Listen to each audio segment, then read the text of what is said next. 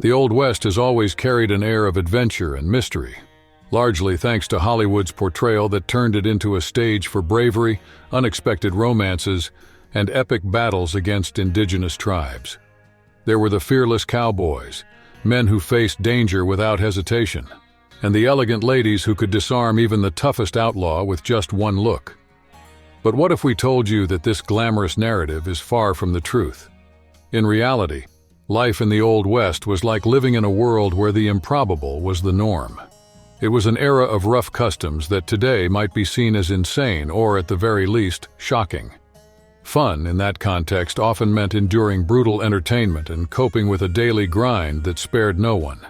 It was less a tale of heroism and more a manual for extreme survival, with generous doses of raw violence and relentless challenges. The brutal practice of collecting scalps, often associated with indigenous peoples, actually has a surprising origin. European settlers who referred to the local tribes as redskins helped solidify a lasting stereotype that Native Americans were savages who attacked villages to loot, kill, and take prisoners. Scalping an enemy came to be seen as the ultimate symbol of indigenous bravery. But interestingly, this dark tradition didn't originate with the tribes. It was actually introduced by the colonizers. They offered bounties for scalps as proof of enemies killed, turning this practice into a gruesome currency. The irony is that indigenous peoples, often demonized, had a sophisticated culture in many ways. For instance, when it came to hygiene, they were ahead of the white settlers. Moreover, contrary to the image of tireless warriors popularized by movies, many tribes valued peace and harmony over conflict, focusing on trade and peaceful coexistence whenever possible. Back then, marriages between different cultures weren't uncommon. Stories of cowboys marrying indigenous women or young tribal members starting families with white women were fairly common. These unions often defied cultural tensions but also reflected a more complex coexistence than we might imagine today. However, it was in a much darker context that the practice of scalping took hold. In an effort to eliminate indigenous tribes from certain areas, local authorities often resorted to extreme measures, including extermination policies. To avoid exhausting military troops, they hired bounty hunters. These men were paid around $25 for each indigenous person they killed, an attractive sum at the time, enough to turn many into mercenaries. But there was a practical problem. How could they prove the job had been done? To validate their actions, bounty hunters needed concrete proof. That's how scalping became the gruesome currency of this practice. Over time, indigenous people, deeply impacted by this brutality, began adopting scalping as a ritual themselves, offering the scalps of white enemies as tributes to their gods. This dynamic was especially evident during clashes where the military aided settlers in suppressing native resistance. Outside the fortified forts, the sense of security was almost non-existent. Settlers slept with revolvers under their pillows, fearing nighttime attacks and the possibility of being killed or scalped while they slept. However, it's important to emphasize a crucial point.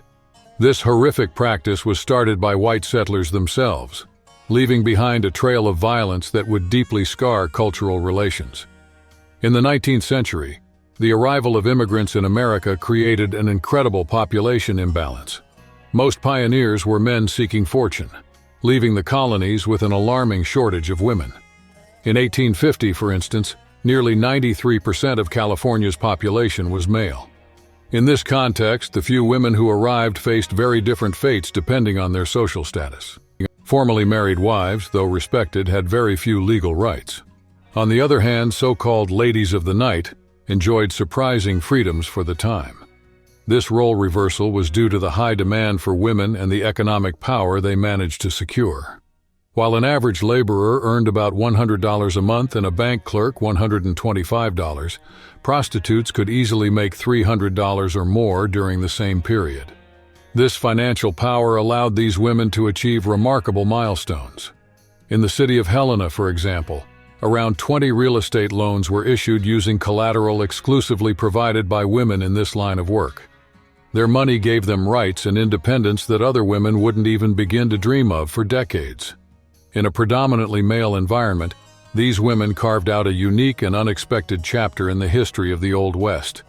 These women were known by names ranging from soiled doves to ladies of the night, titles that, while carrying a certain romantic tone, masked a harsh and controversial reality. Even so, many women and girls willingly chose this life, drawn by the promise of independence and rights that most women of the time could hardly imagine. During the early to mid-19th century, this profession hit its peak, becoming an enticing option for many. But things began to change. As the number of women in the colonies increased, the status of these workers plummeted. The fleeting glamour gave way to an even riskier life. No longer as valued as before, many ended up confined to brothels controlled by intermediaries, while others worked in precarious and dangerous conditions. The careers of these women were rarely long. Those who didn't fall victim to violence from clients or diseases like tuberculosis often faced abandonment as they aged and lost their looks. Without support or a means of survival, many spent their final days in poverty, ending a journey that, for some, had started with the promise of freedom, but ended in bitterness and loneliness. The Old West was a lawless land where danger was a part of everyday life. In California, the statistics were chilling. 1 in every 72 people met a violent end. Even the most peaceful state, Oregon, had alarming numbers, with 1 murder for every 208 residents. It's no wonder people took safety into their own hands. In small communities and forts, defense groups often called militias sprang up, made up of ordinary citizens determined to protect their homes. The idea of taking outlaws to stand trial in big cities? Just a myth. In reality, anyone caught rarely escaped the swift and brutal judgment of the locals. These makeshift justice systems showed no mercy. There was no room for compassion or red tape. In a world where survival was the top priority, morality often took a back seat to necessity. In the Old West, justice had a brutal way of showing itself, and criminals rarely met a merciful fate. In some cases, the punishment was a public hanging, with the whole town gathering to watch. But that was the less bad option. When crimes were numerous or particularly heinous, executions turned into outright horror shows. Ironically, criminals often preferred to end up in the hands of official authorities, who followed more predictable procedures, almost always leading to the gallows. Getting caught by a mob of angry townsfolk, on the other hand, was an invitation to the unknown, and more often than not, to an unimaginably cruel end.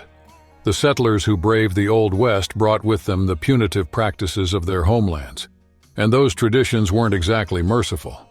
Depending on the location, a criminal's fate could involve methods like impalement, stoning, burning at the stake, or even being drawn and quartered.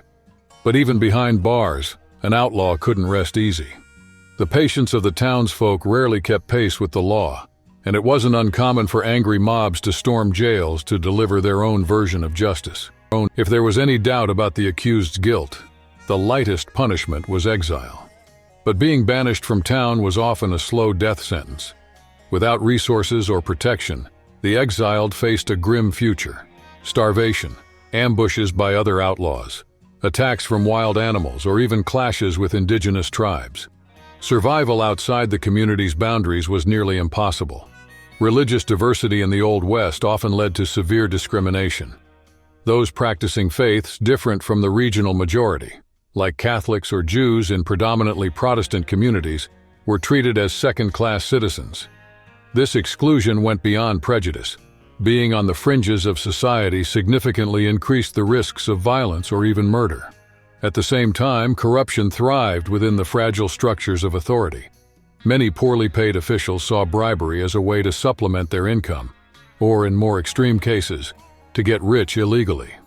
Some stories are almost absurd, like that of Sheriff Henry Newton Brown, who was tasked with capturing a gang of robbers, but ended up leading a bank robbery himself with his accomplices. Extortion was also a common practice. Sheriffs often demanded fees from saloons, hotels, and other businesses in exchange for protection. In reality, the line between those who were supposed to uphold the law and the criminals themselves was dangerously thin. In reality, the sheriff was rarely the first choice for locals seeking safety. With little faith in local authority, people preferred to handle their own problems or hire private services like the famous Pinkerton Detective Agency, known for its effectiveness and unorthodox methods. As for the legendary duels of honor between cowboys, they were nothing more than romanticized fiction. The truth was far messier. Most of these showdowns happened between drunkards in saloons, with no trace of honor or rules.